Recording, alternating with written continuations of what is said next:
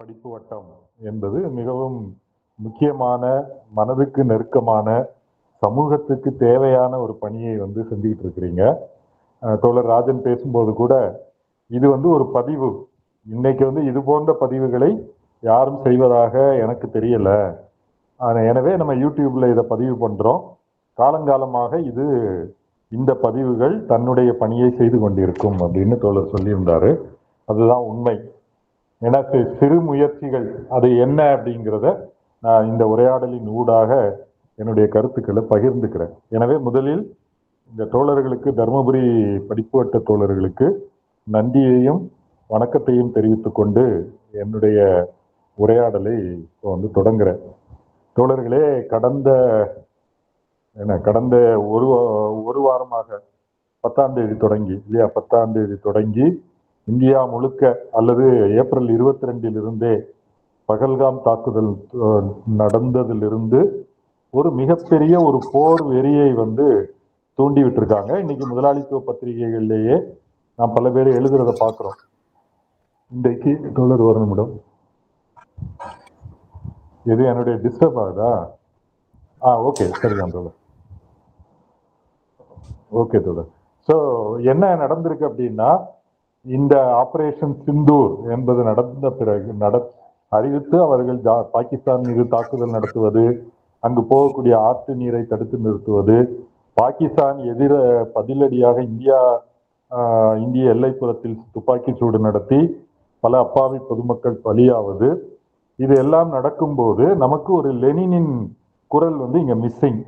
எப்படி ரஷ்யாவில் முதல் உலகப் போர் வெடித்த போது அல்லது அதற்கு முன்னையே ஒரு 6-7 ஆண்டுகளுக்கு முன்பே முதலாளி வர்க்கத்துக்கு இடையே தேசவெறி போர் தூண்டிவிடப்பட்டால் நாம் அதை உள்நாட்டில் முதலாளி வர்க்கத்துக்கு எதிரான உள்நாட்டு போராக மாற்றுவோம் எந்த தீர்மானத்தை, தோழர் கொஞ்சம் மியூட் பண்ணிக்கிறீங்களா?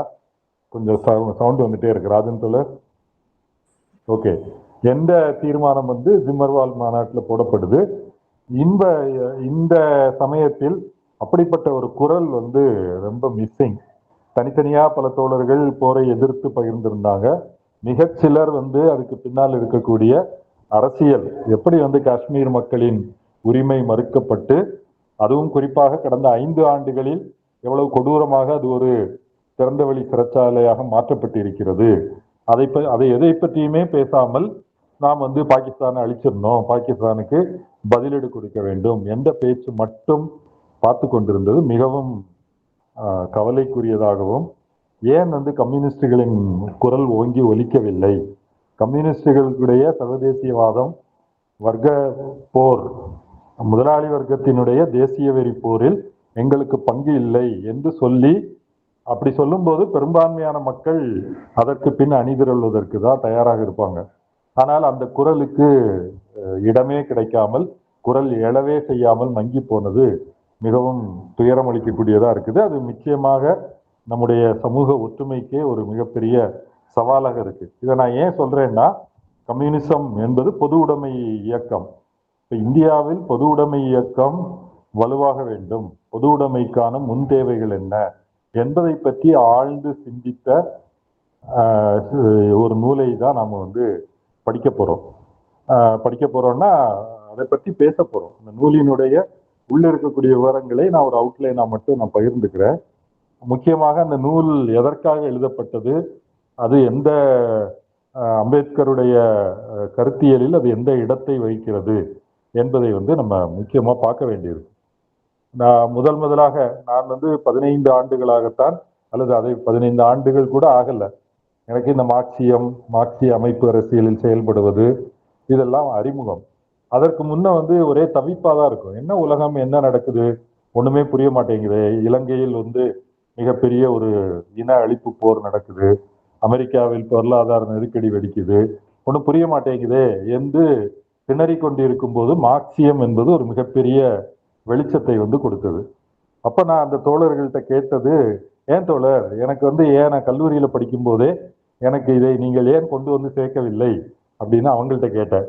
அவங்க என்ன சொன்னாங்கன்னா, உங்களுக்கு எங்க புத்தி போச்சு, நீங்க ஏன் கல்லூரி படிக்கும் போதே எங்களை நாடி வரவில்லை அப்படின்னு அவங்களும் நியாயமாகவே கேட்டாங்க. ரொம்ப சரியான கேள்வி. எனவே மார்க்சியம் என்பது இந்த சமூகம் எப்படி இயங்குது, நாம் எப்படிப்பட்ட, அதாவது சமூகத்தில் நடக்கக்கூடிய கொந்தளிப்புகள், சமூகத்தில் நடக்கக்கூடிய போர்கள், மோதல்கள், பொருளாதார நெருக்கடிகள், இது எல்லாவற்றையும் புரிந்து கொள்வதற்கான ஒரு உலகளாவிய பார்வையை தருகிறது. அது இல்லாமல் இன்றைய உலகத்தில் நம்ம வாழ முடியாது. தோழர் சிங்காரவேல் சொன்னது போல இந்த மூலதன வாசிப்பு குழுக்கள் என்பதே அந்த பணியை சிறப்பாகவே செஞ்சிட்டு இருக்காங்க. அதுல நானும் மிக மிக பெருமளவு அதனிலிருந்து பலனடையக்கூடியவனா இருக்கிறேன். அதே போல இன்றைக்கு அம்பேத்கரை படிக்க தொடங்கிய பிறகு, அது எனக்கு கல்லூரியில் படிக்கும்போது அம்பேத்கர் அறிமுகமாவது கூட ரொம்ப லேட்டா இருந்திருக்கும். எனக்கு ஏன் பள்ளியில் அம்பேத்கர் சொல்லி தரல, வீட்டில் ஏன் புத்தரும் அவர் தம்மமும் என்பதை வாழ்க்கை நெறியாக கற்றுக் கொடுக்கல, ஏன் மகாபாரதமும் ராமாயணமும் புராண கதைகளையும் சொல்லி தந்து நம்மை நம்முடைய வாழ்க்கையே திசை திருப்பி விட்டுட்டாங்க, ஏன் இந்த சாதியை அழித்தொழித்தல் என்ற நூல் நமக்கு பள்ளி 8ஆம் வகுப்பு துணைப்பாட நூலாக வைக்கப்படவில்லை என்ற ஒரு மிகப்பெரிய ஆதங்கம் எனக்கு தனிப்பட்ட முறையில் இருக்குது. அப்போ இந்த வேலைகள்லாம் செய்யும் போது, மூலதனம் வாசிப்பு குழு நடத்தும் போதோ, அதில் பங்கேற்பதோ, அல்லது இது போன்ற அம்பேத்கருடைய ஆக்கங்களை தொகுத்து மறுபதிப்பு செய்யும் போதோ, இது போன்று தமிழ்நாடு முழுக்க பல இளைஞர்கள் தேடலில் இருக்கும்போது அவர்களுக்கு இதை கொண்டு போய் சேர்க்க வேண்டிய கடமை நமக்கு இருக்கு. ஏன் சேர்க்க வேண்டிய கடமை இருக்குது? அம்பேத்கர் நமக்கு அம்பேத்கர் மார்க்ஸ் எதற்கு எதிர் மருந்தாக இருக்கிறார்னா, இந்த முதலாளித்துவம், மூலதனத்துக்கும் கூலி உழைப்புக்குமான மோதல், பொருளாதார சுரண்டல், இது எல்லாவற்றையும் எதிர்கொள்வதற்கு மார்க்ஸ் தேவைப்படுறாரு. மிஞ்சி மிஞ்சி போனா ஒரு குழந்தை அதிகபட்சம் அதை ஒரு எல்கேஜியில சேர்க்கும் போது அவங்க ஃபீஸ் கொடுப்பாங்க, அந்த குழந்தைக்கு தெரியாது. அல்லது பள்ளியில் படிக்கும் போது கூட முதலாளித்துவம் எப்படி சுரண்டுது என்பதையெல்லாம் எதிர்கொள்ள போறது இல்லை. கல்லூரியில் படிக்கும்போது ஓரளவு தெரியும். அங்க ஃபீஸ் கொடுக்கணும், கொடுக்க முடியலன்னா எனக்கு சீட்டு கிடைக்காது, இப்படிப்பட்ட நிலைமை கல்லூரி கட்டத்துல தான் வரும். ஆனால் இந்திய சமூகத்தின் யதார்த்தம் உங்களுக்கு பேச தெரிந்து சிந்திக்க தொடங்கிய நாளிலிருந்தே நமக்குள்ள திணிக்கப்பட்டு கொண்டே இருக்குது. அதற்கு எதிர் மருந்து அம்பேத்கராக இருக்கிறார். அதில் முக்கியமான ஒரு நூல் தான் இந்தியா பொது உடைமைக்கான முன் தேவைகள், அதாவது India and the prerequisites of communism என்ற நூலை அவர் எழுதியிருக்கிறாரு. அவருடைய கையெழுத்து படிகள் தான். அவருடைய ஒரு மிகப்பெரிய ஒரு திட்டத்துக்கு, ஒரு மிகப்பெரிய நூலை எழுதுவதற்கு அவர் திட்டமிடுறாரு. அதனுடைய ஒரு பகுதியாக இதை எழுதியிருக்காரு. நான் அந்த ஸ்கிரீனை பிரசன்ட் பண்றேன், உங்களுடைய பிரசன்டேஷன் போயிடும். விண்டோ புத்தகங்கள் என்னென்ன செய்யணும் அப்படின்னு ஒரு நூல் எழுதுறதுக்கு திட்டம் போட்டிருக்காரு. அதனுடைய முதல் இது, அதாவது பண்டைய இந்தியாவை புரட்சியும் எதிர்ப்புரட்சியும் அப்படின்னு சொல்லி அதுல 7 புத்தகங்களாக அதை பிரிக்கிறார். இதெல்லாம் அவர் எழுதல. அந்த 7 புத்தகங்களில் பண்டைய இந்தியாவில் என்ன முரண்பாடு இருந்தது, இந்தோ ஈரானியர்கள், ஆரியருக்கு எதிராக நாகர்கள், தலைப்புகள்லாம் அவருடைய கையெழுத்து படியிலிருந்து எடுத்தது அல்லது அவர் தட்டச்சு செஞ்சு வைத்தது. அப்புறம் சமத்துவமின்மையின் தோற்றம், பார்ப்பன ஆதிக்கம் எப்படி வந்தது, வேதங்கள் பொய்யாதவை என்பது எப்படி நிலைநாட்டப்பட்டது, இதெல்லாம் அவருடைய தலைப்புகள். இதை பற்றி விரிவா பேச வேணாம், ஆனா அவருடைய திட்டம் என்ன என்பதை நம்ம பார்க்கிறோம். அப்புறம் புரட்சியாக பௌத்தம் எப்படி தோன்றுது, புரட்சியின் கொள்கையாக சமத்துவம். இப்போ பௌத்தம் ஒரு நம்பிக்கை அடிப்படையில தன்னை ஏத்துக்க சொல்லல, கேள்விகளை எழுப்பி அந்த கேள்விகளுக்கு பதிலை தேடுவதன் மூலமாக அது நல்லறிவு அல்லது நுண்ணறிவை வந்தடையுது. இந்த புரட்சி என்னென்ன விளைவுகளை ஏற்படுத்தணும்னு அவர் எழுதணும். அதன் பிறகு எதிர்ப்புரட்சி, பார்ப்பனிய எதிர்ப்புரட்சி எப்படி இந்தியாவில் சுரண்டலை ஒரு அமைப்பு நிறுவனமயமாக்குகிறது, அது மனுஸ்மிருதி, பகவத்கீதை, இதை பற்றி எல்லாம் எழுதணும். அதில் பார்ப்பனர்களுடைய பாத்திரம், சூத்திரர்கள் ஒடுக்கப்படுதல், மகளிர் நிலை தாழ்த்தப்படுதல், இந்த புரட்சிக்கும் எதிர்ப்புரட்சிக்கும் இடையான போராட்டத்தை பற்றி எழுதணும். இப்போது இந்த காலம் என்பது எதிர்ப்புரட்சியின் காலத்துல நம்ம வாழ்ந்துகிட்டு இருக்கிறோம் என்பதை அவர் சொல்றாரு. அப்படியே போயிட்டு இந்து சமூகம் எப்படிப்பட்டதா இருக்கு, இந்து சமூகத்தின் உருவாக்கம் எப்படி, அதனுடைய அடித்தளம் என்னவா இருக்குது, அப்புறம் இந்து மதத்தின் புதிர்கள் என்ற குறிப்புகள் அது ஆங்கிலத்திலையும் வெளியாகி தமிழ்ல மொழிபெயர்த்து வெளியிடப்பட்டிருக்கு. அதுவும் நம்ம NCBH வெளியீட்டிலே அது வரும். இந்த பார்ப்பன பேரரசு என்பது எப்படி இருந்தது, இந்து மதம் பார்ப்பனியத்தின் மரபு, தற்கால இந்தியாவில் பார்ப்பனியம், பார்ப்பனர்கள் நிர்வாகத்தில் எப்படி ஆதிக்கம் செலுத்துறாங்க, அரசியலில் ஆதிக்கம் செலுத்துவது, உழைப்புக்கும் அவர்களுக்கும் இடையேயான உறவு, இந்துக்களை பார்ப்பனர்களுக்கும் பிரித்தானியருக்குமான உறவு, இதெல்லாம் சொல்லிட்டு அப்புறம் இந்து என்பது நான் வந்து இந்துவா இருக்க முடியுமா, யார் இந்து, இந்து மதத்தின் அடையாளங்கள் என்ன, இதெல்லாம் பேசுறாரு. அப்புறம் வந்து இந்த எண் 4ல இந்தியாவும் பொது உடைமையும் என்ற தலைப்பை வந்து எடுத்துக்கிறார். அவர் வந்து பொதுவா முதல் பகுதியில பொது உடைமைக்கான முன் தேவைகள், ஒரு நாட்டுல பொது உடைமை வரணும்னா என்ன, இது வந்து ஐரோப்பாவில் மார்க்சியர்கள் உட்பட்டு பல பேர், குறிப்பாக மார்க்ஸ், எங்கெல்ஸ், பிற்காலத்தில் லெனின், மாவோ, எல்லா நாடுகளிலும் பொது உடைமை இதனுடைய முன் தேவையாக நாம் வந்து ஜனநாயகத்தை முன்வைக்கிறோம், முதலாளித்துவ ஜனநாயகம். ஜாராட்சி காலத்தில் நாம் வந்து ஜனநாயக உரிமைகளை வென்றெடுப்பதுதான் பொது உடைமைக்கான போராட்டம் அல்லது சோசியலிசத்துக்கான போராட்டத்துக்கான முன் நிபந்தனை என்று லெனின் வந்து தெளிவாக சொல்றார். சீன புரட்சியில அதுவேதான் திட்டம், புதிய ஜனநாயக புரட்சி தான் நாம் சோசியலிசத்தை நோக்கி செல்வதற்கான முதல் கட்டம் என்று அவர்கள் ஜனநாயக புரட்சியை தான் முன்வைக்கிறாங்க. இது இந்தியாவிலும் கிட்டத்தட்ட பெரும்பான்மையான கம்யூனிஸ்ட் கட்சிகள் குழுக்களுடைய திட்டத்தில் இருப்பது ஜனநாயக புரட்சி தான், மக்கள் ஜனநாயக புரட்சி அல்லது தேசிய ஜனநாயக புரட்சி அல்லது புதிய ஜனநாயக புரட்சி. அப்ப அது வந்து பொதுவான, இதை பற்றி அவர் எழுதல, அவர் எழுதுன்னு திட்டமிட்டு எழுதாம இருக்கிறாரு. அப்புறம் அடுத்த தலைப்பு இந்தியாவும் பொது உடைமைக்கான முன் தேவைகளும் அப்படின்னு சொல்லிட்டு அதுல இந்து சமூக அமைப்பு முறை, இந்து சமூக அமைப்பு முறையின் அடிப்படை, பொது உடைமைக்கு ஏற்படக்கூடிய தடைகள், இதுவும் அவர் எழுதின தலைப்பு போலவே அப்படி எழுதிடல. அப்புறம் அவர் என்ன செய்யறாருன்னா ஒப்பிடுறார். மார்க்ஸ் ஏன் வந்து ஐரோப்பாவில் எப்படிப்பட்ட போராட்டத்தை முன்வைக்கிறார், ஐரோப்பிய சமூக அமைப்பு முறைக்கு அது எப்படி பொருத்தமாக இருக்கிறது, இந்து சமூக அமைப்பு முறை மனுவால் எப்படி கட்டியமைக்கப்பட்டது, அதற்கு வந்து நாம் எப்படி எந்த வடிவத்தை நாம் முன்னெடுக்க வேண்டும் என்பதை பேசுறாரு. அடுத்தது பகவத்கீதை பற்றி, அது முக்கியமான எதிர்ப்புரட்சியின் முக்கியமான ஒரு நூலாக இருக்குது. இதுதான் இந்த நாம் இப்போது நான் அறிமுகம் செய்யவிருக்கிற அந்த நூலினுடைய பின்புலம். இந்த பின்புலத்தில் இருந்துதான் அதனுடைய ஒரு பகுதியாக இதை வந்து அவர் எழுதியிருக்கிறார். எழுதும்போது என்ன பண்றாருன்னா, இந்தியா பொது உடைமைக்கான முன் தேவைகள் என்ற நூலை கையெழுத்து பிரதிகளில் 3 இயல்கள் எழுதியிருக்காரு. அந்த 3 இயல்களை பற்றி சுருக்கமாக நான் அறிமுகப்படுத்துறேன். குறிப்பாக என்னை மிகவும் கவர்ந்த, மிகவும் முக்கியமானதாக எனக்கு பட்ட தலைப்புகளை வந்து சில கருத்துக்களை நான் இங்க பகிர்றேன்.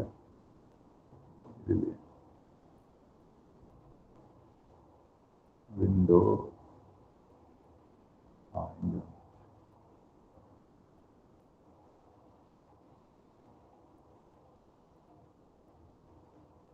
ஓகே. அப்ப இந்து சமூக ஒழுங்கமைப்பு, அதான் ஏற்கனவே நம்ம பார்த்தது போல அவர் வந்து பொது உடைமைக்கான முன் தேவைகளை முன்வைக்கிறார். இதுல இந்து சமூக ஒழுங்கு, அதன் இன்றியமையா கொள்கைகள், அப்புறம் இந்து சமூக ஒழுங்கமைப்பு, அதன் தனித்தன்மைகள், இந்த ரெண்டும் இதுல வந்து இருக்கு. அப்ப அவரு முதல் விஷயம் வந்து இந்து சமூக ஒழுங்கமைப்புக்கு இன்றியமையாத கொள்கைகள் என்ன, இந்து சமூகத்தில் ஜனநாயகம் இருக்கிறதா, அது சுதந்திரமானதா, அப்போ ஒரு சுதந்திரமான சமூக ஒழுங்கமைப்புன்னா அதுல என்னென்ன இருக்கணும் அப்படிங்கிறத பற்றி அவர் பொதுவான கோட்பாடுகளை முன் வச்சிடுறார். ரொம்ப, அதாவது முதல் முக்கியமா நம்ம மார்க்சியத்துல பொது உடைமை இயக்கத்துல பேசும்போது கூட்டுத்துவ செயல்பாடுகளை மிகவும் வலியுறுத்துறோம். இப்போ கூட்டுத்துவ செயல்பாடு என்பது என்னன்னா, முதலாளித்துவ தனி மனிதர்கள் அல்லது தனி மனித கோட்பாட்டில் இருந்து வரக்கூடிய கூட்டுத்துவம்.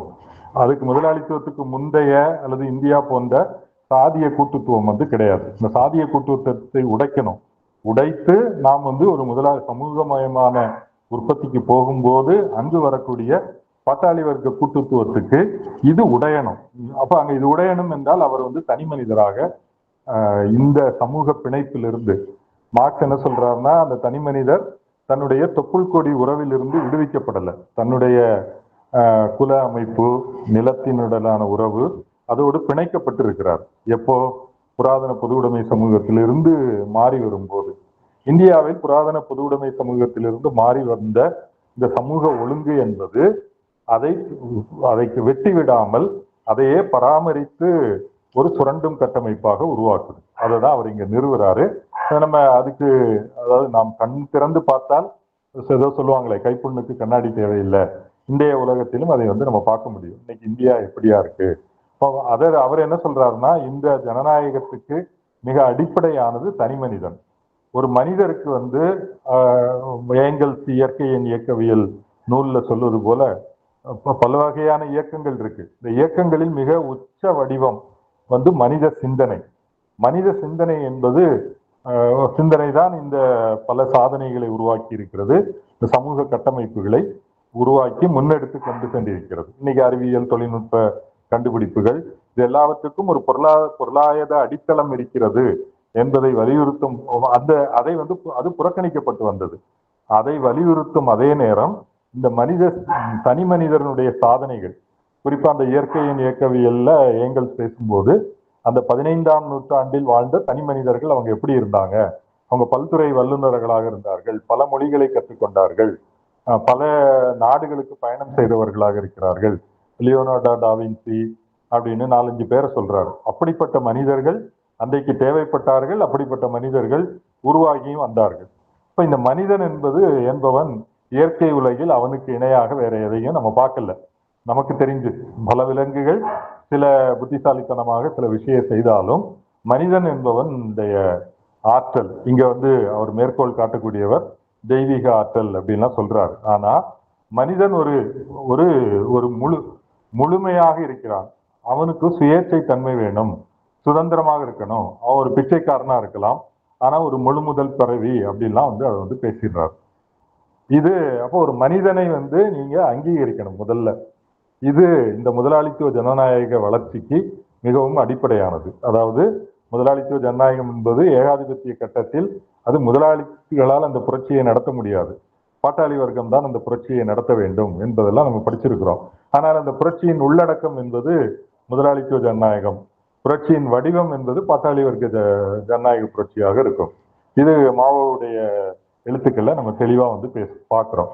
அதன் பிறகு அம்பேத்கருடைய எல்லா நூல்களிலும் அவர் வலியுறுத்தக்கூடிய சமத்துவம், சகோதரத்துவம், சுதந்திரம். சுதந்திரம் என்பது தனி மனித ஆளுமையோடு இணைந்தது. இப்ப சமத்துவம் என்பது என்ன? பல கேள்விகள் கேட்பாங்க. அதாவது இந்த சங்கிகளோ அல்லது ஆளும் வர்க்கத்தை சேர்ந்தவங்களோ என்ன சொல்லுவாங்கன்னா, எல்லாரும் சமம்னு எப்படி சொல்றீங்க? ஒருத்தர் திறமையா வேலை செய்யறாரு, ஒருத்தருக்கு அறிவு அதிகமா இருக்கு, ஒருத்தருக்கு உடல் பலம் அதிகமா இருக்கு, இதெல்லாம் நீங்க எப்படி சமமாக்குவீங்க? அதற்கு நேரடியாக பதில் சொல்றாரு. அதெல்லாம் யாரும் மறுக்கவே இல்லை. ஆனால் நாம் இது எல்லாவற்றையும் தாண்டி எல்லோரும் மனிதர்கள் என்ற வகையில் ஒரு சமத்துவம் இருக்கு. இது ஒரு அறம்சார் சமத்துவம். இதை சொல்லிட்டு அம்பேத்கர் ஒரு இடத்த சொல்றாரு. அதாவது மனிதர்கள் தனி மனிதன் உடன்வாழ் மனிதருடன் ஒன்றுபட்டு வாழ விரும்பும் மனநிலையே சகோதரத்துவம் எனப்படுவது. சகோதரத்துவத்துக்கு வரும். இப்ப சகோதரத்துவம் என்பது என்ன? கூடி வாழும் இயல்பை வலியுறுத்துவது. அதாவது இந்த பத்தி எனக்கு ரொம்ப ஒரு சிறப்பாக அமைந்தது. அதாவது முக்கியமாக சமூகத்தில் தனிநபர்களுக்கிடையே போட்டி இருக்கு. ஆனால் எல்லா சமூகத்தில் உள்ள எல்லா மனிதர்களும் நலமாக இருந்தால்தான் நானும் நலனாக இருக்க முடியும் என்ற வகையில் ஒவ்வொரு மனிதரும் அந்த சகோதரத்துவ உணர்வை வெளிப்படுத்திக்கிறார். இது ரொம்ப அடிப்படையானதாக இருக்கு. அப்போ மற்றவருக்கு தன்னுடைய நல்லுணர்வை வெளிப்படுத்தணும், அவருடைய நலனை பேணுவது இயல்பானதாகிறது. நான் நல்லா வாழணும் அப்படின்னா எனக்கு தூங்குறதுக்கு நல்ல இடம் வேணும், நல்ல சாப்பாடு, சத்தான சாப்பாடு வேணும், தூய்மையான காற்று வேணும், தண்ணி வேணும். இதெல்லாம் உயிர் வாழ்வதற்கு தேவையான நிலை. அதே அளவு எனக்கு மற்றவர்களின் நலன் தேவையா இருக்கு. இந்த உணர்வு இல்லாத போது இந்த உணர்வு தான் சகோதரத்துவம். ஆனா அந்த சமூக உணர்வு வளர்ச்சி பெறாத மனிதன் மற்ற மனிதர்களை ஐயோ இவன் வந்துட்டான், இப்போ ஒரு பேருந்துலயோ ரயில் வண்டியிலேயோ ஒருத்தர் ஏறின உடனே வந்துட்டாரு, நம்ம சீட்ல இடம் கேட்பாரு, நம்ம இடம் குறைஞ்சு போயிடும், அப்படி போட்டியாளராகத்தான் பார்ப்பான். அதை தாண்டி அவரே ஏறும்போதுதான் நம்ம நம்முடைய வாழ்க்கை பயணம் சிறப்பாக போகும். ஏன்னா அவர் எங்கேயோ ஒரு இடத்துக்கு போறாரு, அவர் செய்யக்கூடிய வேலை எனக்கும் முக்கியமானது என்ற உணர்வு மனிதனுக்கு தேவைப்படுது, மனித சமூக உணர்வுக்கு. நான் பின்னாடி வரப்போதும் முன்கூட்டியே சொல்லிடுறேன், இந்து மதத்தில் அந்த சமூக உணர்வு என்பது சுத்தமாக கிடையாது. அது ஏன் என்பதை நம்ம பார்க்கலாம். இப்ப இந்து மதத்தில் சகோதரத்துவம் என்பதற்கும் இந்து மதத்துக்கும் சம்பந்தமே கிடையாது. அது மிஞ்சி மிஞ்சி போனா ஒரு குறுகிய வட்டத்துக்குள் சகோதரத்துவம் வருது. அங்க கூட அப்படி சகோதரத்துவம் வந்து இருக்க முடியாது. நீ ஒரு மனிதரை வெறுத்து விட்டு, அதாவது மற்ற இன்னொரு சாதியை வந்து நான் வெறுத்து கிண்டல் செய்து அல்லது ஒதுக்கி வைத்து விட்டு என்னுடைய சொந்த சாதிக்காரனோட நான் சகோதரத்துவமா இருந்துட முடியுமா? இது வந்து ஒரு எதிர்மறையான சகோதரத்துவமா தான் இருக்கும். அடுத்தது சுதந்திரம். சுதந்திரம் அப்படின்னா என்ன? ஒண்ணு அரசியல் சட்ட ரீதியாக யாரும் வந்து அதாவது த டியூ ப்ராசஸ் ஆஃப் லா அது இல்லாம உங்களை வந்து யாரும் சிறைப்படுத்த முடியாது. அப்புறம் பேச்சுரிமை, செயல் உரிமை. முதல் இது அடிப்படையானது. இது நவீன சட்ட அடிப்படை அரசியல் சட்டங்கள் எல்லாவற்றிலையும் வந்துருது. கருத்து சுதந்திரம் ரொம்ப முக்கியமானது.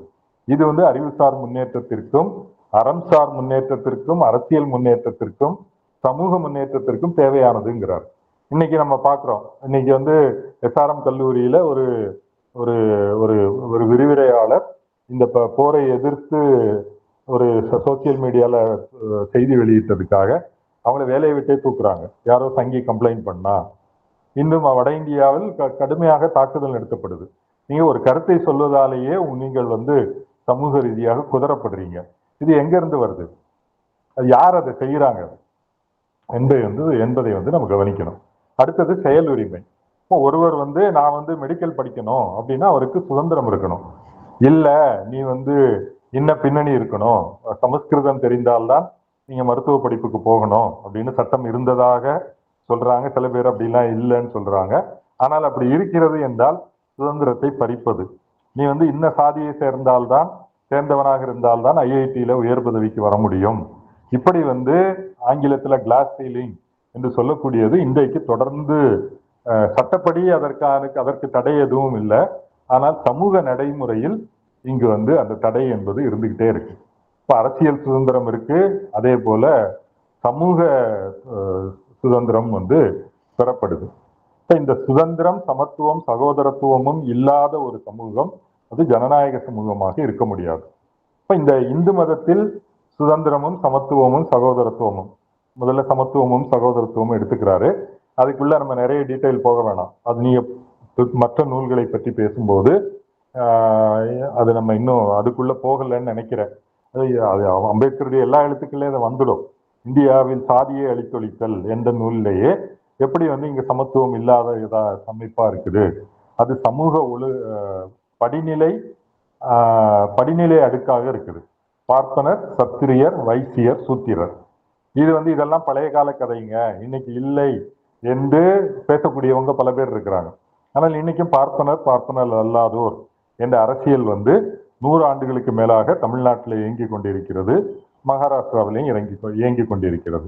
அப்புறம் இந்த 4 வர்ணத்துக்கு வெளியே இருக்கக்கூடிய தலித்துகள், தலித் அல்லாதோர் என்ற அரசியலும் சமூக பிளவும் வந்து இன்றைக்கும் செயல்பட்டு கொண்டிருக்கிறது. அம்பேத்கர் என்ன சொல்றாருன்னா, இந்தியாவில் தனி மனிதனுக்கு எந்த உரிமையும் கிடையாது. நீங்க என்ன சாதியை சேர்ந்தவராக இருக்கிறீர்களோ அந்த சாதிக்கான உரிமை தான் உங்களுடைய உரிமை.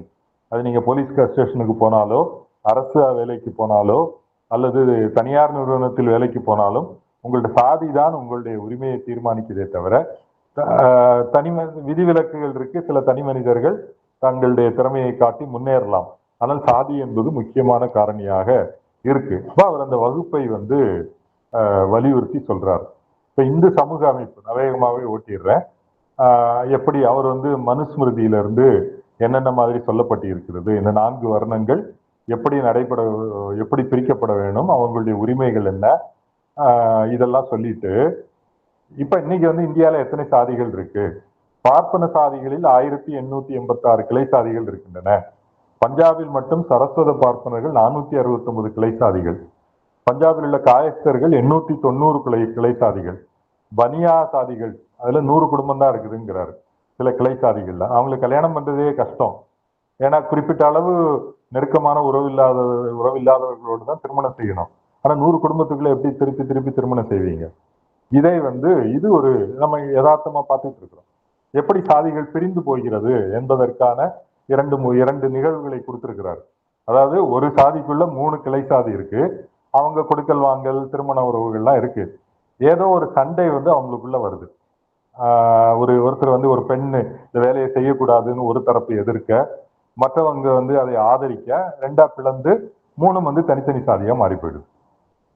அதன் பிறகு அதாவது காங்கிரஸ் மாநாடு சுதந்திர போராட்ட காலத்துல காங்கிரஸ் அகில இந்திய மாநாடு நடக்கும்போது குறிப்பாக மദ്രാஸ் காங்கிரஸ் பிரதிநிதிகள் தனியா வந்து ஒரு கொட்டாரம் போட்டு, அதாவது ஒரு முகாம் போட்டு மற்றவர்களிலிருந்து வெகு தூரத்துல, ஏன்னா இவங்க சமைக்கிறத மற்றவங்க பார்த்தா தீட்டுப்பட்டுடுமா, அது யார் அப்படி பண்ணியிருப்பாங்கன்னு நமக்கு தெரியும், பார்ப்பனர்கள் தான். அப்ப உணவை சமைப்பது எப்படி, அதான் இங்க சொல்றாரு, இந்து வேலைக்காரர்கள் ஒருவருக்கொருவர் கணிசமான இடைவெளி விட்டு தத்தமது சதுக்கத்துக்கு உள்ளாக தத்தமது மண்ணடை அடுப்பில் சமைப்பதை காணலாம், தனியாக உண்பதையும் காணலாம்.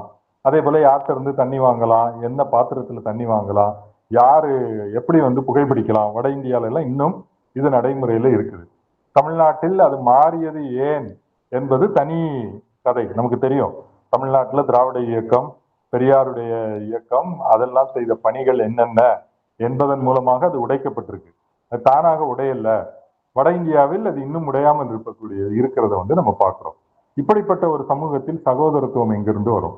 சகோதரத்துவம்னா என்ன? இந்த சக மனிதனுடைய நலன் என்னுடைய நலன். அவர் நல்லா சாப்பிட்டாதான் நானும் நல்லா இருக்க முடியும். அவர் நலிந்து போனால் என்னுடைய வாழ்க்கை நலிந்து போகும். அது உண்மை. நீங்க வந்து மூலதனம் நூல் படிக்கும் போது எல்லா மனிதர்களும், குறிப்பாக இந்திய சமூகத்தில் எல்லோரும் பிணைக்கப்பட்டிருக்கிறோம்.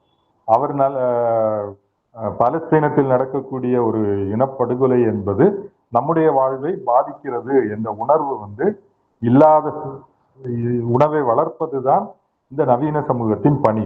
ஆனா இங்க வந்து பக்கத்துல அது என்ன, மேல்காடு கிராமத்தில் தாக்குதல் நடந்தா கூட இங்க யாருக்குமே சதை துடிக்க மாட்டேங்குது. அது விடுதலை சிறுத்தைகள் கட்சி தோழர்கள் தான் போயிட்டு ஏதோ ரிப்போர்ட் எடுத்து போடுறாங்க. யாரும் அதை பற்றி அது ஒரு ஒரு பெரிய பிரச்சனையாகவே பார்க்கப்பட மாட்டேங்குது. இதை எப்படி நம்ம பார்க்க முடியும்? அதுக்கு நிறைய கதைகள்லாம் வச்சிருக்காங்க. அதெல்லாம் அவர் வந்து சொல்றாரு. ஒவ்வொரு சாதிக்கும் நாங்க எங்க இருந்து பிறந்தோம், யாரு எங்களுடைய முன்னோர்களாக இருக்கிறார்கள், இப்படி வந்து இதை வந்து பண்றாங்க. இப்ப இந்திய சமூக ஒழுங்கு என்பது சமத்துவமற்றது, இது படிநிலை ஏற்றத்தாழ்வை அடிப்படையாக கொண்டது, இது சகோதரத்துவமற்றது. படிநிலை ஏற்றத்தாழ்வுன்னா ஒரே நிலையில் இருப்பவர்களுக்கு இடையே கூட சகோதரத்துவ உணர்வு கிடையாது. ஏன்னா அப்படி இருக்க முடியாது. சகோதரத்துவ உணர்வு என்பது அனைத்தும் தழுவியது. ஒருவரை நீங்கள் வெறுத்து ஒதுக்கும் போது மற்றவர்களோட எப்படி சகோதரத்துவம் இருக்க முடியும்? வீட்டுக்கு வெளியே வந்து ஒரு கொடூரனாக இருந்து கொண்டு வீட்டுல வந்து ரொம்ப பாசமானவராக ஒருத்தர் இருக்கிறாருன்னு கதைகள்லாம் படிக்கிறோம். இருந்தாலும் சகோதரத்துவம் என்பது இந்து சமூகத்துல இல்லை. அப்ப இந்து சமூக அமைப்பின் நோக்கம் தான் என்ன? ஒவ்வொரு சமூகத்தும் வந்து ஒரு ஒரு லட்சியத்தை வந்து வச்சிருக்கும். அம்பேத்கர் இது முதல் தடவை படிக்கும் போது ரொம்ப அதிர்ச்சியாக, அல்லது அம்பேத்கரிய தோழர்கள் சொல்லும் போது, என்னங்க இது கதையா இருக்கு, இந்து சமூகத்தின் நோக்கம் வந்து பார்ப்பனர்களின் நல்வாழ்வு அப்படின்னு அவர் சொல்றாரு. அப்போதான் பெரியார் வந்து பார்ப்பனிய எதிர்ப்பு இயக்கம் அப்படின்னா பெரியாரும் அம்பேத்கரும் ஒரே நாணயத்தின் ரெண்டு பக்கங்கள் தான். அம்பேத்கர் வரலாற்று ரீதியாக, கோட்பாட்டு ரீதியாக, ஆய்வுகளின் அடிப்படையாக எப்படி பார்ப்பன ஆதிக்கம் இந்த சமூகத்தின் மீது கவிழ்ந்து இதை பின்னுக்கு இழுத்து கொண்டிருக்கிறது என்று நிறுவினால், பெரியார் வந்து அதை மிகப்பெரிய ஒரு பரப்புரை இயக்கமாக எடுத்து பார்ப்பன ஆதிக்கத்தை உடைக்கிறார் என்பதை நம்ம பார்க்கணும். அப்ப பார்ப்பனர்களை சூப்பர் மேன் அப்படின்னு சொல்றாரு, மீ மனிதர். அது அது தோழர்கள் வாய்ப்பு இருந்தால் அந்த புத்தகம் படிங்க, ரொம்ப ரொம்ப முக்கியமானது.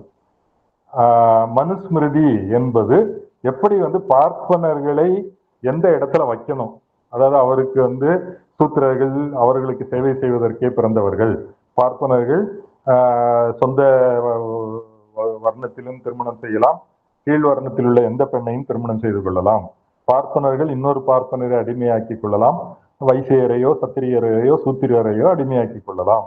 ஆனால் ஒரு வைசியர் பார்ப்பனரை அடிமையாக்க முடியாது. இப்போ பார்ப்பனர் என்பவருக்கு ஒரு தனிச்சிறப்பான நிலைமை இருக்கு.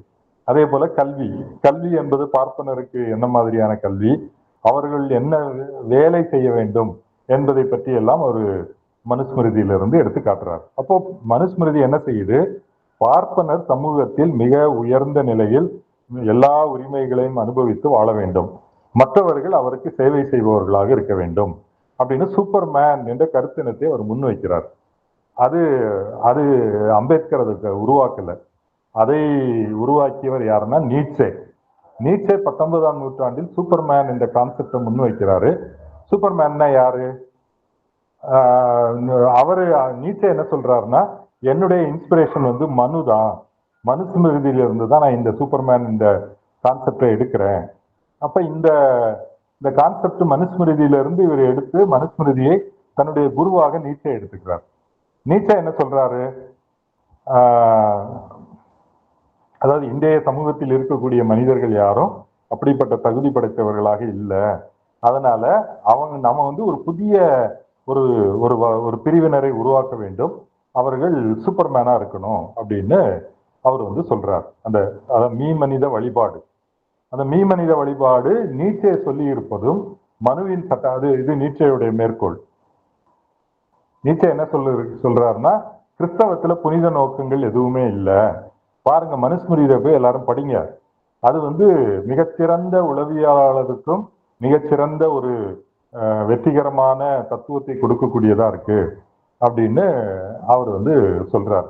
இப்ப நீச்சையின் தத்துவம் வந்து மிகவும் வெறுக்கப்படுது, இன்னைக்கும் சரி 20ஆம் நூற்றாண்டிலும் சரி. ஏன்னா நீச்சையின் தத்துவம் தான் நாஜிக்களின் அடித்தளமாக இருக்கு. நாஜிக்கள் அதான் சொல்றாங்க, நாங்க தான் சூப்பர்மேன், இந்த மாதிரி 2ஆம் நிலை பிறவிகளை எல்லாம் அழிச்சிடணும்.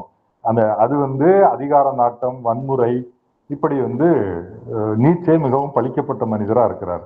ஆனா அம்பேத்கர் என்ன சொல்றாரு, நீச்சே பரவாயில்லைங்க, நமக்கு இன்னைக்கு இல்லாத ஒரு புதிய மனிதர்களை படைக்க வேண்டும், வருங்காலத்துல அப்படி வருவாங்கன்னு அவர் எதிர்பார்த்தாரு. ஆனா மனு என்ன பண்ணாருன்னா, ஏற்கனவே இருக்கக்கூடிய சமூகத்தில் அங்க இருக்கக்கூடிய ஒரு பிரிவினர், அதாவது பார்ப்பனர்களுக்கு வந்து அவர்களை மீமனிதராக உருவாக்கி அவங்களுக்கு எல்லா விதமான பலன்களும் எல்லா விதமான சமூக அந்தஸ்துகளும் கிடைக்க வேண்டும் என்று வந்து மனு விதித்திருக்கார். மனு எவ்வளவு கொடூரமானவராக இருக்கிறார் என்பதுதான் அம்பேத்கருடைய முடிவு. அப்ப அது அவருக்கு இருக்கக்கூடிய சலுகைகள். பார்ப்பனருக்கு என்ன மரண தண்டனை விதிக்க முடியாது என்பது 20ஆம் நூற்றாண்டில் திருவிதாங்கூர் சமஸ்தானத்தில் ஒரு மசோதா சட்ட முன்வரைவு வந்து கொண்டு வராங்க. பார்ப்பனர்களுக்கு வந்து நீங்க வந்து மரண தண்டனை விதிக்க கூடாது என்று ஒரு விலக்கு கொடுப்பதற்கு சட்ட முன்வரைவு கொண்டு வரப்பட்டு அது கடும் எதிர்ப்புக்குள்ளாகி கைவிடப்பட்டது. அதுவும் நம்ம வந்து இந்திய 100 ஆண்டுகளுக்கு உள்ளேதான் நாமும் இன்னைக்கு பார்க்கிறோம். இன்னைக்கு வந்து அவர் பார்ப்பனர். குஜராத்ல வந்து அந்த பில்கிஸ் பானு வழக்கில் கைது செய்யப்பட்டவர். இவர்கள் பார்ப்பனர்களாக இருப்பதனால் இவர்களை நன்னடத்தைக்காக விடுவிக்கலாம். அதே போல இவன் கீழ்வெண்மணி வழக்குல கூட இவர் வந்து ஒரு பண்ணையாராக இருக்கிறார், சொல்லக்கூடியது அதுதான்.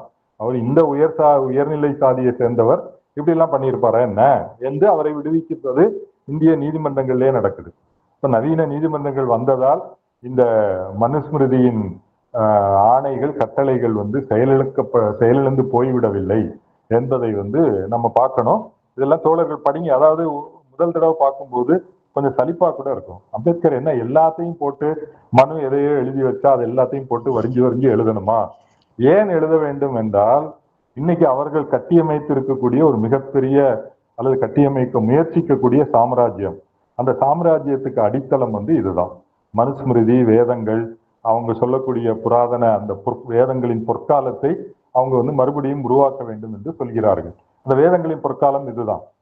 இதற்கு பதில் சொல்வதற்கு அவங்களுடைய ஆதாரங்களையே எடுத்துதான் முன்வைக்கணும். அவங்களுக்கு பதில் சொல்றதுக்கு இல்ல. அவங்க பின்னாடி போய் ஏமாறக்கூடிய மக்கள் பெரும் கூட்டம் வந்து அவர்களுடைய நோக்கம் என்ன என்பது இன்றைய மொழியில நம்ம வந்து பார்ப்பன பனியா முதலாளிகளின் நலன்தான் அவர்களுக்கு முக்கியமானது.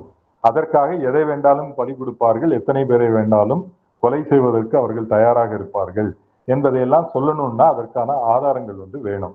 அதற்காகத்தான் அவர் இவ்வளவு கஷ்டப்பட்டு இது போன்ற ஆதாரங்களை திரட்டி அவர் ஆவணப்படுத்தி இருக்கிறார். நான் இன்னொரு 5-10 நிமிடம் மட்டும் எடுத்துக்கிறேன்.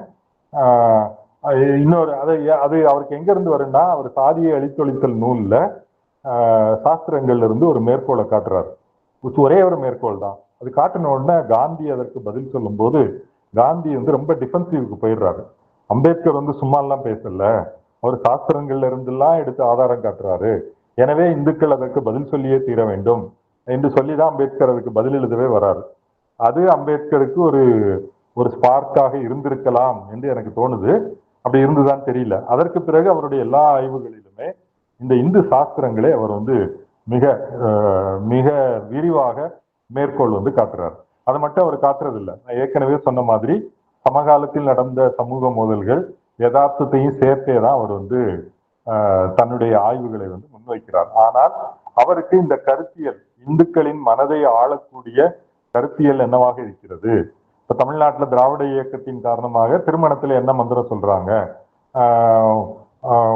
அதாவது ஒரு பெண்ணை இந்த தேவன் மணக்கணும், இந்த தேவன் மணந்த பிறகு அதன் பிறகுதான் நீ திருமணம் பண்ணிக்கிற இப்படின்னு சொல்லி அவன் திருமணம் பண்ணி வைக்கிறான் என்று பெரியாரெல்லாம் மிக அம்பலப்படுத்தி இருக்காங்க.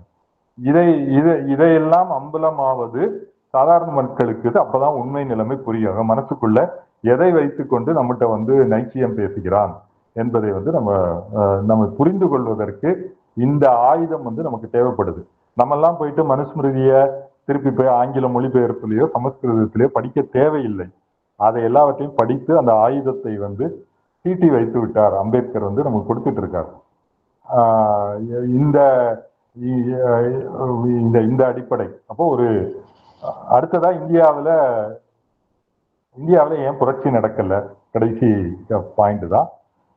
புரட்சி நடக்கணும் அப்படின்னா 2 விஷயங்கள் ஒண்ணு வேணும். ஒண்ணு கல்வி அறிவு. கல்வி அறிவுன்னா வெறும் ஒரு வேலை செய்வதற்கான ஸ்கில் மட்டும் இல்லை, அவருக்கு சமூகத்தை பற்றி புரிந்து கொள்ளக்கூடிய, தான் எங்க இருக்கிறோம், இந்த சமூகம் எப்படி இயங்குகிறது என்ற கோட்பாட்டு அறிவு வரும்போதுதான் அவர் தன்னுடைய சமூகத்தில் தன்னுடைய நிலையை உணர்ந்து சுரண்டலுக்கு எதிராக போராட தயாராவார்.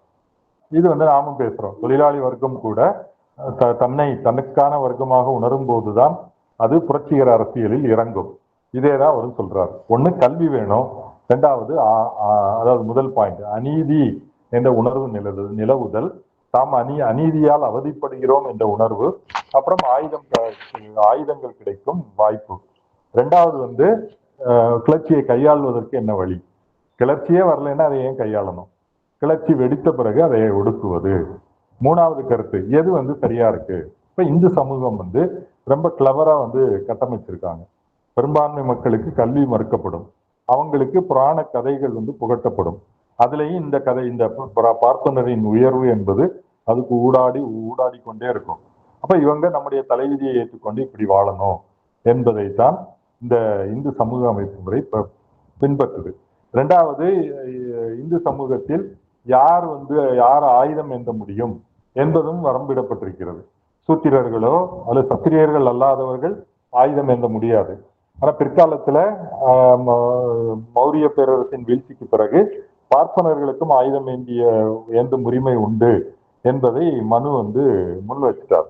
அப்போ பார்ப்பனர்களும் சத்திரியர்களும் ஆயுதம் ஏந்தலாம். அப்படி இருக்கும்போது இந்த உழைக்கும் மக்கள் ஆயுதம் ஏந்தி தங்களுடைய ஏர்முனையை வாழ்முனையாக மாற்றுவதற்கு உரிமை இல்லாதவர்களாக இருக்கிறார்கள். இப்ப இந்த செல்வாக்கு எல்லாவற்றையும் உடைக்காமல் நீங்கள் எப்படி பொது உடைமைக்கு நோக்கி போக முடியும் என்பதுதான் அம்பேத்கர் வைக்கிற முக்கியமான கேள்வி. இதனுடைய 3வது இயல் ஏற்கனவே பேசியதுதான். இந்து சமூக அமைப்பது என்றால் என்ன? அது சாதியாகத்தான் இருக்கிறது.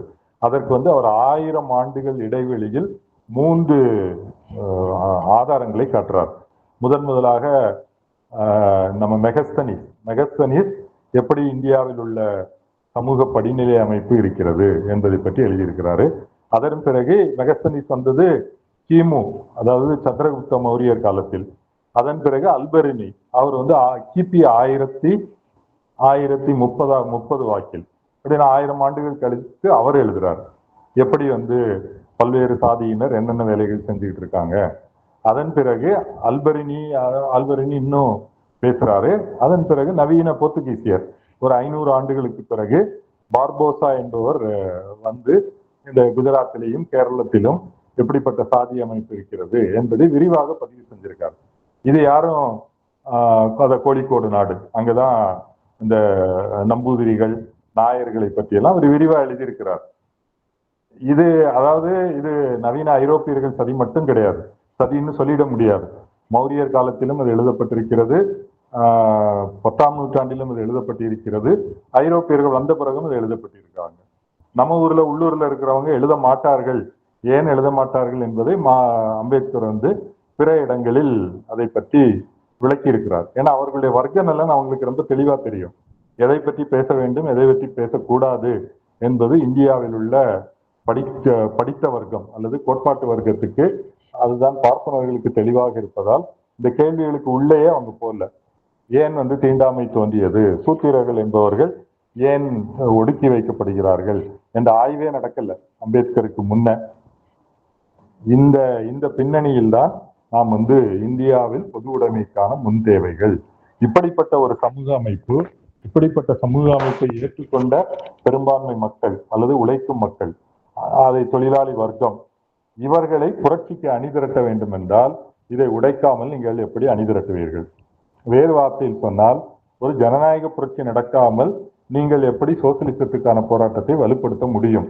அல்லது ஜனநாயகத்துக்கான போராட்டத்தை இணையாக கொண்டு செல்லாமல் சோசியலிசத்துக்கான போராட்டத்தை எப்படி நடத்த முடியும்?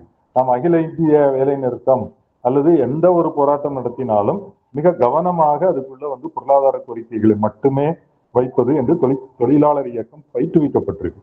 இப்போ தொழிலாளர் இயக்கத்துக்குள்ள சாதிய பிரிவினைகள் இல்லையா? சாதி வாரியாக அல்லது பிசி சங்கம், எஸ்சி சங்கம், கம்யூனிஸ்ட் சங்கம் என்று பல பொதுத்துறை நிறுவனங்கள்ல ஏன் சங்கங்கள் உருவாகுது? இப்படி தொழிலாளர்கள் அல்லது பிற நிறுவனங்களில் வெளிப்படையான பிளவுகள் இல்லை என்றாலும் தொழிலாளர்களுக்கு மத்தியில் இந்த வகுப்பு பிரிவினை இல்லையா? அப்படி இருக்கிறது என்றால் அதை பற்றிய கோட்பாட்டு கல்வியை கொடுக்க வேண்டிய கடமை யாருக்கு இருக்கிறது? அதை நிச்சயமாக மற்ற யாரும், ஒரு முதலாளிகள் அதை கொடுக்க போறதில்லை, பார்ப்பனர்கள் கொடுக்க போறதில்லை, அம்பேத்கரிய இயக்கங்கள் வந்தா யாரும் அதை ஏற்றுக்கொள்ள போறதில்லை. அவங்க என்ன சொல்றது, அவங்க சாதி அரசியல் பேசுகிறார்கள் என்று ஒதுக்கி தள்ளுவோம். இப்போ இதை செய்ய வேண்டிய கடமை தொழிலாளி வர்க்க இயக்கத்துக்கு தான். அது நான் சொல்லல, லெனின் சொல்றாரு. லெனின் என்ன சொல்றாருன்னா, தொழிலாளி வர்க்கத்தின் அரசியல் கல்வி என்பது இந்த சமூகத்தில் என்னென்ன வகுப்புகள் இருக்கின்றன, கிளாஸஸ், அவர்களுடைய ஒவ்வொருவருடைய நலன் என்ன, அவர்களுக்கு இடையே இருக்கக்கூடிய உறவு என்ன, ஒவ்வொரு வர்க்கத்துக்கும் அரசுக்கும் இடையேயான உறவு என்ன என்பதை தொழிலாளி வர்க்கத்துக்கு நீங்கள் பாடமாக புகட்ட வேண்டும். பாடமா புகட்டுறதுன்னா வகுப்பெடுக்கிறது கிடையாது. பாடமாக புகட்டுவது என்றால் இந்த இந்த வர்க்க சுரண்டல் அல்லது அநீதிக்கு எதிராக அநீதியான எந்த ஒரு சமூக நிகழ்வு நடக்கும் போதும் அவர் என்ன சொல்றாருன்னா, மாணவர்கள் கட்டாயமாக இராணுவத்துக்கு அனுப்பப்படுதல், விவசாயிகளுக்கு கசையடி, அல்லது கிராமப்புறத்தில் இருக்கிற நிலப்பிரபுக்களுக்கு ஜனநாயக உரிமை மறுக்கப்படுதல், இது எல்லாமே நாம் எந்த தரப்பில் நிற்க வேண்டும் என்று தொழிலாளிக்கு கற்றுக் கொடுக்க வேண்டும், கோட்பாட்டு ரீதியாக கற்றுக் கொடுக்க வேண்டும். இல்லை அப்படின்னா தொழிலாளி வர்க்கம் எப்படி முன்னணிப்படையாக இருக்கும்? தொழிலாளி வர்க்கம் எல்லா சமூகத்தினுடைய எல்லா பிரிவினருடைய, எல்லா சுரண்டப்படும் பிரிவினருடைய பிரச்சனையை தன்னுடைய பிரச்சனையாக எடுத்து அதற்காக போராட முன்வராவிட்டால், அவர்களை போராட வைக்காவிட்டால் அதை எப்படி மற்றவங்க முன்னணிப்படையா ஏற்றுப்பாங்க? என்னையா சொல்றீங்க நீங்க? லெனினுடைய வார்த்தையை தான் நீங்க எனக்கு ஒரு ஒரு ரூபிலுக்கு ஒரு கொப்பை கூடுதல் கூலி வாங்குவதற்காக போராடுறதை விட்டுட்டு நீங்க போயிட்டு ஜார் மன்னன் விவசாயின்னு ஏன் பேசிட்டு இருக்கீங்க அப்படின்னு மென்ஷிவிக்குகள் சொல்றாங்க, பொருளாதாரவாதிகள். லெனின் அப்படி சொன்னாருன்னா இதுக்கு பேர் சோசியலிசமே இல்லை, இது பொருளாதாரவாதம், தொழிற்சங்கவாதம். இதற்குள் நீங்கள் தொழிலாளர்களை முழுகடிப்பது தொழிலாளி வர்க்கத்தின் வரலாற்று கடமையை நீங்கள் அவர்களிடமிருந்து பறிப்பதற்கு சமம் என்று என்ன செய்ய வேண்டும் என்ற நூல்ல மிக ஆழமாக, மிக கூர்மையாக லெனின் விமர்சித்திருக்கிறாரு. அவருடைய எல்லா எழுத்துக்களும், அதாவது புரட்சியாளர் என்பவர் அவருடைய முதல் பட ஆக்கத்தில் இருந்து இறுதி வாழ்க்கை வரைக்கும் அவர் ஒரே கருத்தை, ஒரு இலை அதுக்குள்ள ஓடிக்கிட்டே இருக்கும். அது அம்பேத்கருக்கும் பொருந்தும், லெனினுக்கும் பொருந்தும். அதே கேள்வியை தான் நாமும் இன்னைக்கு எதிர்கொள்கிறோம். தொழிலாளி வர்க்கத்துக்கு உள்ளேயும் சரி, கூலி தொழிலாளி அல்லாத பிற வர்க்கத்தினர், சொந்தமா தொழில் செய்யக்கூடியவங்க, இது புரட்சிகர வர்க்கம், கூலி தொழிலாளி வர்க்கம் என்பது நவீன சமூகத்தில் யாரும் மறுக்க முடியாது. ஆனால் அது எப்படி புரட்சிகர வர்க்கமாக மாற்றப்படும்? தானாகவே அது மாறிடாது. அல்லது பொருளாதார போராட்டத்தின் ஊடாகவே அந்த அரசியல் உணர்வை தொழிலாளி வர்க்கம் பெற்றுவிடாது என்பது பாலபாடம், கம்யூனிச இயக்கத்தினுடைய அடிப்படை பாடம். அதை நாம் எப்படி மறந்துவிட்டோம் என்ற கேள்வியை தான் நம்ம முன்வைக்கணும். அம்பேத்கர் அதை தொடர்ந்து நினைவூட்டி கொண்டே இருந்திருக்கிறார். அதுதான் இந்த நூல், இந்தியாவில் பொது உடைமைக்கான முன் தேவைகள் என்ற நூல் நூல்லாம் அவர் முடிக்கல. இந்த 3 இயல்கள் தான் இருக்குது. வேறு நூல்கள், இந்து மதத்தின் தத்துவம் என்ற நூலை படிக்கும் போதும் இதே விஷயத்தை வேறு கோணத்தில் இருந்து இன்னும் ஆழமாக தத்துவார்த்த அடிப்படையில் அவர் விளக்கியிருப்பார். அல்லது இந்தியாவில் புரட்சி எதிர்ப்புரட்சி என்ற நூலை படிக்கும் போது இந்த பார்ப்பனர்களுடைய தனி உரிமை, மற்ற பிரிவினர் அவர்களுக்கு சேவை செய்வதற்காகவே சமூக ஒழுங்கு நிலைநாட்டப்படுகிறது என்பதை அதில் விரிவாக அவர் பதிவு செஞ்சிருப்பார். எனவே அம்பேத்கர் முதலில் எழுதிய இந்தியாவில் சாதிகள் என்ற நூலில் தொடங்கி அவர் முடித்த புத்தரும் அவர் தம்மமும் என்பது வரைக்கும் அவருடைய ஒவ்வொரு பணியிலும் ஒரு இழை ஓடுது. அந்த இழை என்பது இந்தியாவில் ஒரு பொது உடைமை சமூகம் உருவாக வேண்டும், அதற்கு ஜனநாயகத்தை நிலைநாட்ட வேண்டும், அதற்கு எதிரானது இந்து சமூக அமைப்பு, இந்து சமூக தத்துவம் எந்த இழை அம்பேத்கருடைய அரசியல் ஆய்வு அமைப்பு வாழ்க்கையில் தொடர்ந்து ஓடிக்கொண்டிருக்கிறது.